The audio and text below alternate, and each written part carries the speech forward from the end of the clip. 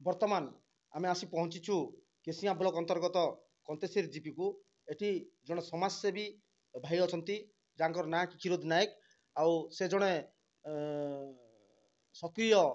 कर्मकर्ता BJP दलर आसंतु तांकर प्रतिक्रिया कौन रही ये जो आगामी निर्वाचन को नहीं जो नर्ला निर्वाचन मंडल रे स्थानीय नेता को नहीं चर्चा चली चा दुकान रे पान दुकान रे सबुठी गोटे चर्चा केवल स्थानीय नेता आउ एबे वर्तमान आमे अनेक जगह देखा पाचु जनसाधारण माने निज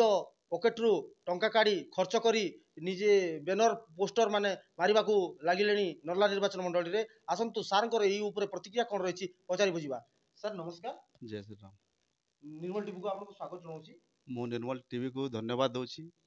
सर गोटे कथा वर्तमान नर्ला निर्वाचन मंडल रे स्थानीय नेता को नहीं चर्चा चलछि ए ऊपर आपनकर मतामत कोन रही? पॉजिटिवली आमे समस्ते चाहूँ जे स्थानीय लोक ही से प्रायोरिटी पाओ बाहर लोक आसिक क्या कर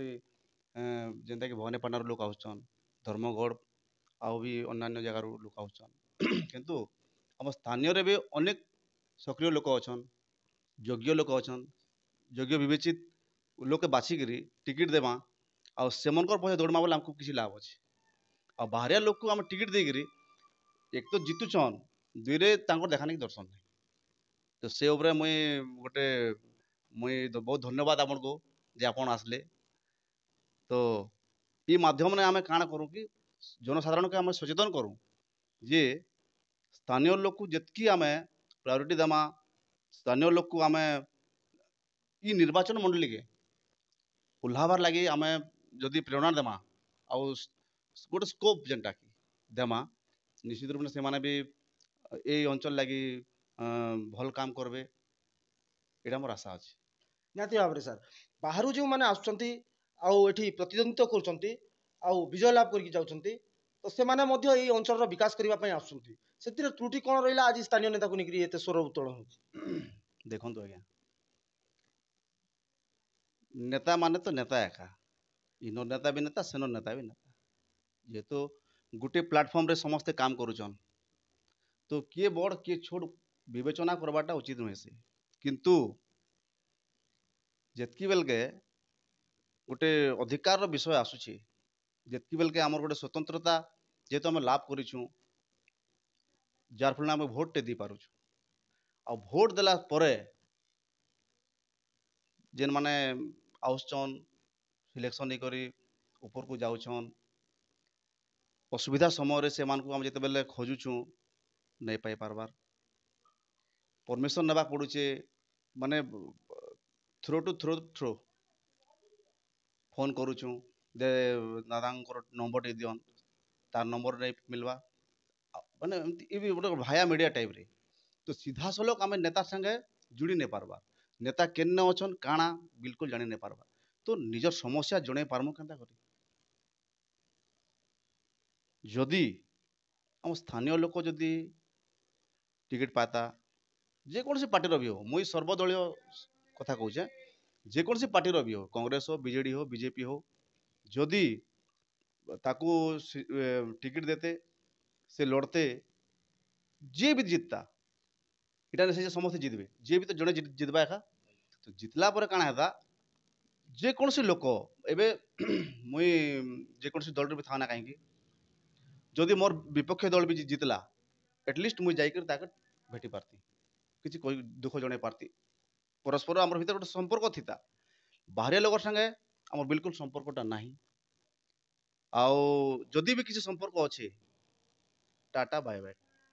क्लोजनेस नहीं जे आमे ताकू किसी कहि पारमु आ से रेस्पॉन्स भी नहीं करे जेहेतु सब जिनिस भिन्न हो जाउछि। निहाती भाव आउ गोटे कथा आमर नर्ला निर्वाचन मंडल समस्त भोटर गोटे सूचना अनुजाई मुझे गोटे क्वेश्चन कर कि वर्तमान जो मैंने बाहर आसुँच केवल निर्वाचन समय देखा देउछंती एवं बाकी समय से माने देखा दे पारना देखा देउना एटा केते दूर ठीक है आपण तो निजे बुलुछन चारिआडे आपण निजे जानुछन कहबार तो आवश्यक किसी नहीं न से गोटे ही उद्देश्य आमे माने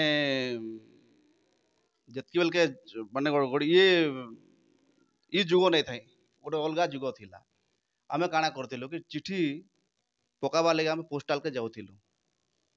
ଆଉ ସେ ଚିଠିଟା ଗୋଟେ ତାର ସମୟ ସୀମା ନେଇ ଥାଇ କେତେବେଳେ ତକ ତାର ନେକେ ପହଞ୍ଚିବା ଯାହା ନେକେ ଆମେ ସେ ପୋଷ୍ଟ କରୁଛୁ। କିନ୍ତୁ ବର୍ତ୍ତମାନଟା ମେସେଜ ଦ୍ୱାରା ଆମେ ଇମିଡ଼ିଏଟଲି ସେୟାର କରିଦେଇ ପାରୁଛୁ, ହ୍ୱାଟ୍ସଆପ୍ରେ ହଉ ମେସେଜରେ ହଉ, ମାନେ ୱିଦିନ୍ ସେକେଣ୍ଡରେ ସେ ଲୋକଟା ମେସେଜ ପାଇପାରୁଛି। ତାର ଫଲଟା ହେଲା ଏଇଟା ଯେ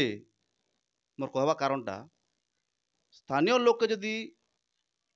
ଆମେ ଯଦି ଦେମା ଟିକେଟଟା ଗୋଟେ ମେସେଜ ଭଳିଆ ଇମିଡ଼ିଏଟଲି ତାର ସାଙ୍ଗେ ଆମେ ଯୋଗାଯୋଗ କରିପାରମା। କିନ୍ତୁ ପୋଷ୍ଟାଲ ଯେନ୍ଟା ଆମର ଡିଷ୍ଟାନ୍ସ ହଉଛି ଲଙ୍ଗ ଟର୍ନ ଆମେ କାଁ ଯିବୁ ଅପେକ୍ଷା କରମା, ତାର ଲାଗି ସ୍ଥାନୀୟ ଲୋକ ହିଁ ପ୍ରାୟୋରିଟି ଦିଆଯିବ। ନିହାତି ଭାବରେ ସିଧାସଳଖ ଭାବରେ ଶୁଣୁଥିଲେ ସାର୍ଙ୍କର ପ୍ରତିକ୍ରିୟା। ନିହାତି ଭାବରେ ସେ ଗୋଟେ ସୁନ୍ଦର ମାଧ୍ୟମରେ ଗୋଟେ ପୋଷ୍ଟ ମାନେ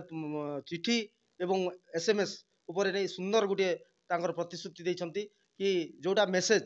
ମାନେ ସ୍ଥାନୀୟ ନେତା ହେଲେ ନିହାତି ଭାବରେ ତାକୁ ମେସେଜ ଗଲା ଭଳି ସାଙ୍ଗେ ସାଙ୍ଗେ ତୁରନ୍ତ ଯାଇକି ତାଙ୍କୁ ଭେଟି ହେବ କି ଦେଖା କରିହେବ କି ସାକ୍ଷାତ କରିହେବ କି ନିଜର ଅସୁବିଧାର ଉପସ୍ଥାପନା କରିହେବ। କିନ୍ତୁ ଯେଉଁମାନେ ନର୍ଲା ନିର୍ବାଚନ ବାହାରୁ ଆସୁଛନ୍ତି ସେମାନେ କୋଉ ସମୟରେ କୋଉଠି ରହୁଛନ୍ତି ତାହା ଜଣା ନାହିଁ, ତାଙ୍କର ଠିକଣା ନାହିଁ, ନା ରହୁଛନ୍ତି ଭବାନୀପାଟଣା, ନା ନୂଆପଡ଼ା, ନା ଅନ୍ୟାନ୍ୟ କୋଉଠି ବି ଯୋଉଠି ଥିଲେ ମଧ୍ୟ ସେମାନେ ନା ଦିଲ୍ଲୀରେ ବି ରହୁଛନ୍ତି, କିଏ ଭୁବନେଶ୍ୱରରେ ରହୁଛି, ତାହାର ଠିକଣା ନାହିଁ। ଯଦି ଆମେ ତାଙ୍କ ପାଖକୁ ପହଞ୍ଚିବାକୁ ହେଲେ ବିଭିନ୍ନ ଭାୟା ମିଡ଼ିଆ ଦେଇକି ତାଙ୍କର ପାଖକୁ ପହଞ୍ଚିବାକୁ ପଡ଼ିବ।